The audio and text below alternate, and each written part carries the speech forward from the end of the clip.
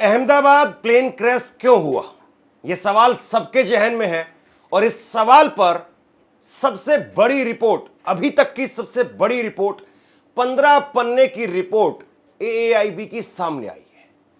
और इस रिपोर्ट में जो खुलासा हुआ है उसके बाद में क्या वाकई किसी को बचाने की एक साजिश चल रही है, या वाकई जो सच है, जो तथ्य है, उसी तक पहुंचने की कोशिश की जा रही है। अहमदाबाद प्लेन क्रैश आज 1 महीना पूरा हो गया है। 12 जून को दोपहर 1:30 बजे 1:40 पर यह प्लेन क्रैश हुआ था। और आज ये रिपोर्ट सामने आई है 12 जुलाई को। 1 महीने 30 दिन के बाद में रिपोर्ट निकल करके सामने आई है। 15 पन्ने की रिपोर्ट है। और इस रिपोर्ट में बहुत विस्तार में बताया गया है कि किस तरीके से, कैसे, क्या क्या हुआ था, कौन कौन सी चीजें कहां कहां पर थी। देखिए, सबसे पहले मैं आपको टेक्निकल रिपोर्ट आपको बताऊं, उस रिपोर्ट में क्या कहा गया है। मोटे तौर पर जो उस रिपोर्ट में चीज निकल करके सामने आई है वो ये है कि एक पायलट ने दूसरे पायलट से कहा कि तुमने इंजन क्यों बंद कर दिया। ये ब्लैक बॉक्स जो कि फ्लाइट के अंदर, जो भी कॉकपिट में यानी केबिन के अंदर जो बातचीत होती है, उस बातचीत को रिकॉर्ड करता है। ब्लैक बॉक्स में ये रिकॉर्डिंग दोनों पायलट की, वॉइस रिकॉर्डिंग दोनों पायलट की वो सुनाई दे रही है, जिसमें एक पायलट ने दूसरे से कहा कि तुमने इंजन बंद क्यों कर दिया। अब ये देखिए, बड़ा सवाल ये है कि इंजन कोई पायलट भला बंद क्यों करेगा। तो क्या पायलट ने सब कुछ किया जिसकी वजह से सब कुछ हो गया। लेकिन दूसरे पायलट की भी इसी में वॉइस रिकॉर्डिंग सुनाई देती है। दूसरे पायलट ने तुरंत जवाब दिया कि नहीं, मैंने इंजन बंद नहीं किया। तो इंजन अगर पायलट ने बंद नहीं किया, स्विच अगर पायलट ने बंद नहीं किया, तो फिर किसने बंद किया। और उसके बाद में फिर सवाल यह भी कि अगर स्विच बंद भी हुआ, इंजन का स्विच बंद हुआ, जैसे कि आजकल जो गाड़ियां आप देखते हैं, जो नई गाड़ियां आ रही, उसमें चाबी से गाड़ी स्टार्ट नहीं होती है, पुश बटन होता है। पुश बटन के सहारे जो है वो गाड़ी ऑन और ऑफ होती है। तो अब सवाल यह है कि ड्राइवर ने अगर पुश बटन दबा करके गाड़ी बंद नहीं की, तो गाड़ी किसने बंद कर दी। और फिर सवाल यह भी कि क्या इतने बड़े जहाज का इंजन बस केवल छू देने भर से बंद हो जाएगा या अपने आप बंद हो जाएगा। अब सवाल यह है कि क्या पायलट के ऊपर सारा दोष डाल करके उस बोइंग विमान कंपनी को बचाया जा रहा है। क्या पायलट पर दोष डाल करके जो बाकी बड़ी मछलियां हैं उन सबको बचा दिया गया है। मैं इस रिपोर्ट की, 15 पन्ने की रिपोर्ट की एक एक कहानी, एक एक शब्द आपके सामने रखने वाला हूं। लेकिन उससे पहले जरा समझिए कि आखिरकार प्लेन क्रैश की वजह क्या हो सकती है। वैसे तो प्लेन क्रैश की बहुत सारी वजह हो सकती है। यह भी वजह हो सकती है कि पायलट उसने गड़बड़ी की हो, जानबूझ के शरारत की हो, कोई साजिश की हो, जिसकी वजह से प्लेन क्रैश हो जाए। यह भी हो सकता है कि प्लेन के अंदर कोई खामी आ जाए, कमी आ जाए, जिसकी वजह से प्लेन क्रैश हो जाए। यह भी हो सकता है कि प्लेन वो किसी चीज से टकरा जाए या कोई पक्षी वो आ जाए, तो उसकी वजह से भी प्लेन क्रैश हो सकता है। या फिर यह भी हो सकता है कि एटीसी यानी एयर ट्रैफिक कंट्रोल और प्लेन के बीच में, पायलट के बीच में बातचीत, वो कनेक्शन अगर टूट जाए तो भी प्लेन क्रैश हो सकता है। लेकिन यहां ये जो प्लेन क्रैश हुआ है, इसकी कहानी अपने आप में बहुत सारे सवाल खड़े कर रही है। अहमदाबाद प्लेन हादसे के 1 महीने बाद में शुरुआती जांच रिपोर्ट आ गई है। एयरक्राफ्ट एक्सीडेंट इन्वेस्टिगेशन ब्यूरो यानी एएआईबी ने 12 जुलाई को 15 पेज की रिपोर्ट सार्वजनिक की है। प्रारंभिक जांच के मुताबिक यह हादसा विमान के दोनों इंजन बंद होने की वजह से हुआ। टेक ऑफ के तुरंत बाद एक एक करके दोनों फ्यूल स्विच ऑफ बंद हो गए। इस वजह से दोनों इंजन भी बंद हो गए। इस दौरान कॉकपिट की रिकॉर्डिंग से पता चला है कि एक पायलट ने दूसरे से पूछा कि क्या तुमने स्विच बंद किया। दूसरे ने जवाब दिया नहीं। अमेरिकी मीडिया न्यूयॉर्क टाइम्स ने एक्सपर्ट के हवाले से कहा है कि रिपोर्ट में शामिल सभी पॉइंट में प्लेन में टेक्निकल गड़बड़ी न होने और पायलट से चूक की ओर इशारा कर रहे हैं। 12 जून को अहमदाबाद से लंदन जा रही फ्लाइट AI-171 टेक ऑफ के कुछ देर बाद ही मेडिकल हॉस्टल की इमारत से टकरा गई थी, जिसमें 270 लोगों की मौत हो गई, जिसमें 241 यात्री और क्रू मेंबर शामिल थे। सिर्फ एक यात्री इस हादसे में जिंदा बच पाया था। देखिए, अमेरिकी न्यूयॉर्क टाइम्स की जो रिपोर्ट है वो कहती है कि सब जितनी भी जो दिक्कतें हैं या जितने भी पॉइंट्स निकल करके सामने आए वो सब ये इशारा कर रहे हैं कि पायलट की गड़बड़ी है। अब ये मुमकिन दिखाई नहीं देता है कि पायलट कोई गड़बड़ी करे, क्योंकि ये विमान अहमदाबाद से चल करके लंदन जाना था।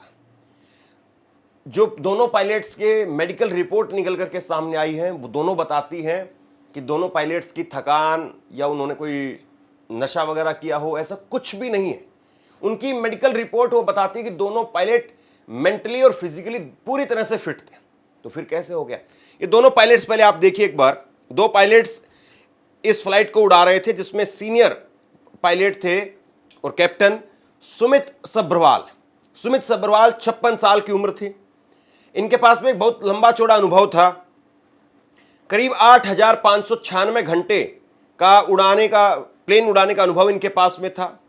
और इन्होंने बोइंग विमान 787, बोइंग विमान 777 और एयरबस A310 जो सबसे बड़ा जहाज माना जाता है, A310 जो सबसे बड़ा जहाज माना जाता है एयरबस, वो भी इन्होंने उड़ाया था।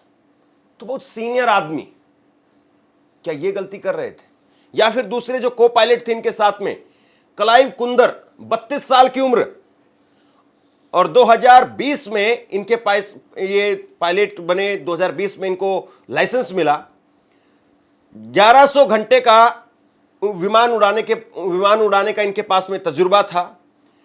और इन्होंने अभी तक जो है वो एयरबस A320 वो उड़ाया और बोइंग विमान 787 ये उड़ा चुके थे, और AI-171 अभी फिलहाल ये उड़ा रहे थे।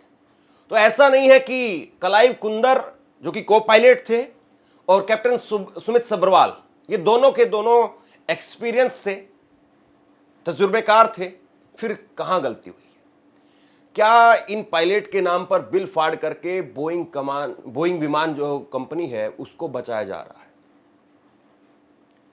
ये दोनों पायलट मारे गए, अब ये है नहीं।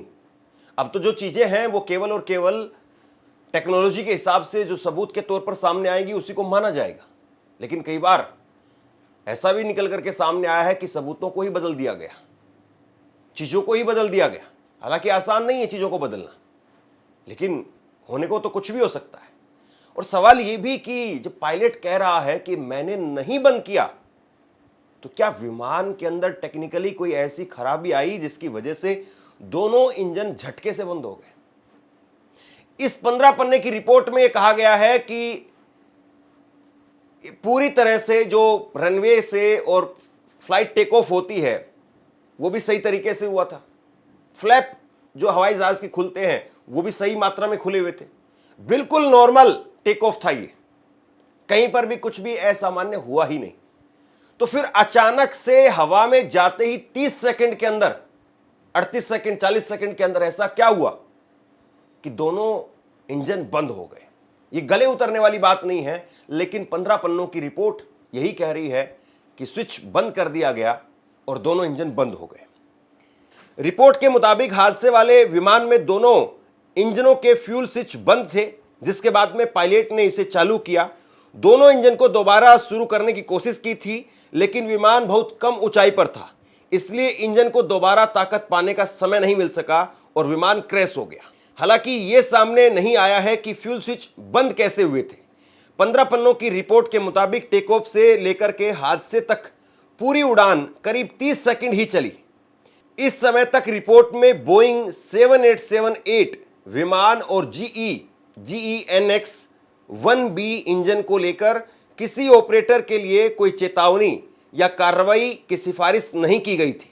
साथ ही रिपोर्ट में मौसम, बर्ड हिट और सबोटाज जैसे किसी भी कारण का जिक्र नहीं है। अब देखिए, ये इस 15 पन्नों की रिपोर्ट में साफ है कि ना तो कोई पक्षी उससे टकराया था, ना इस विमान में 30 सेकंड का जो टेक ऑफ था तो उसमें कहीं पर कोई गड़बड़ी की आशंका यहां पर जाहिर की गई है, ना मौसम की वजह से कि वहां पर दिखाई नहीं दे रहा था। कई बार सर्दी में होता है, धुंध होती है, कोहरा होता है, तो अचानक से देख नहीं पाते हैं पायलट, या बादल आ जाते हैं। ऐसा भी नहीं था, पहाड़ी क्षेत्रों में बादल आ जाते हैं एकदम से। बिल्कुल साफ मौसम था, ना कोई पक्षी टकराया, लेकिन फिर भी हादसा हो गया। अब जांच में क्या क्या सामने आया है ये जरा समझिए, हवा में क्या हुआ था, ये सबसे बड़ा सवाल है। हवा में क्या हुआ था? तो जवाब में रिपोर्ट में बताया गया है कि उड़ान भरने के कुछ सेकंड बाद ही दोनों इंजन हवा में बंद हो गए।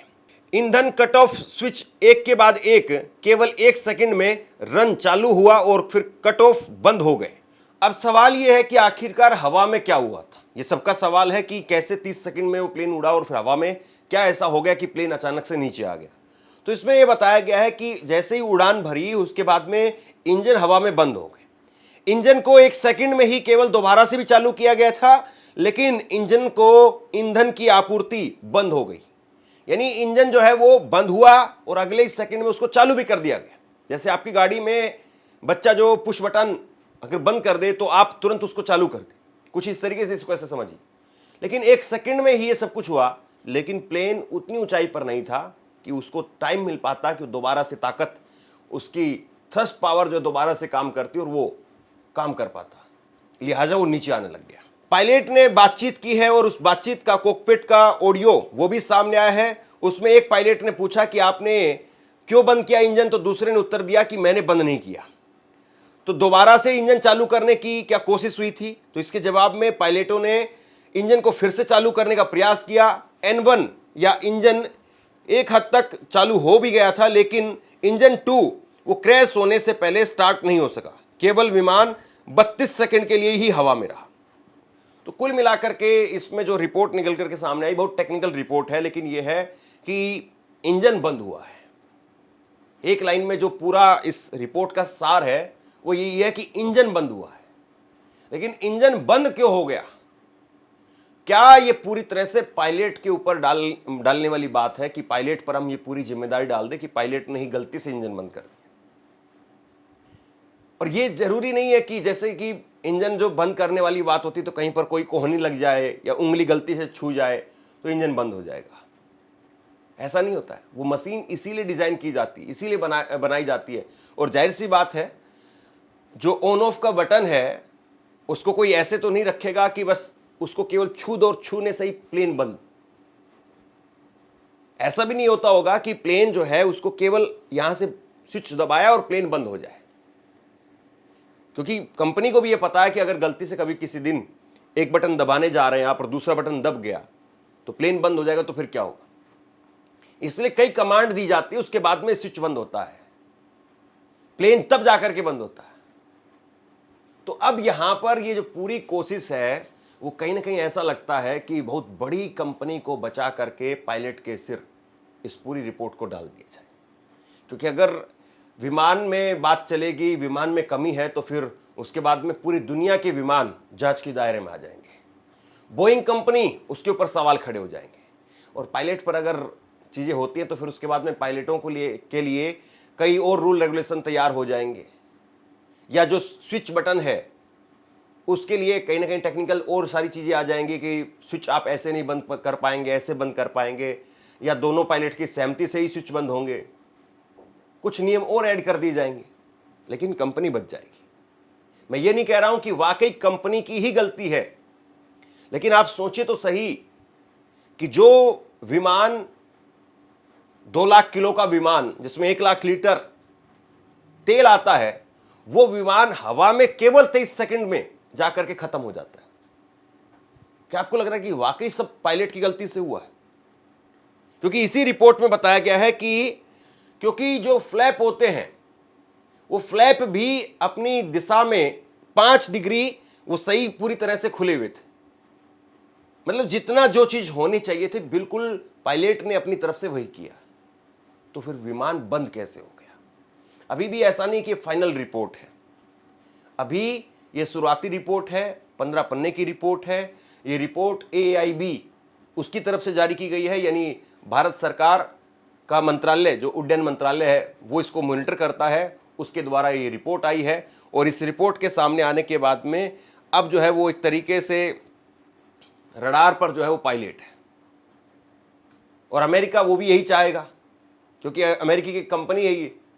अमेरिका यही चाहेगा कि कहीं ना कहीं पूरा जो इसका बोझ है वो पायलट पर चला जाए, तो कंपनी बच जाएगी। और अभी भी ये सारे सवाल जो है वो बाकी है कि कैसे विमान नीचे आ गया। शेयर कीजिए इस खबर को और आप क्या सोचते हैं नीचे कमेंट बॉक्स में लिख करके जरूर बताइए। धन्यवाद।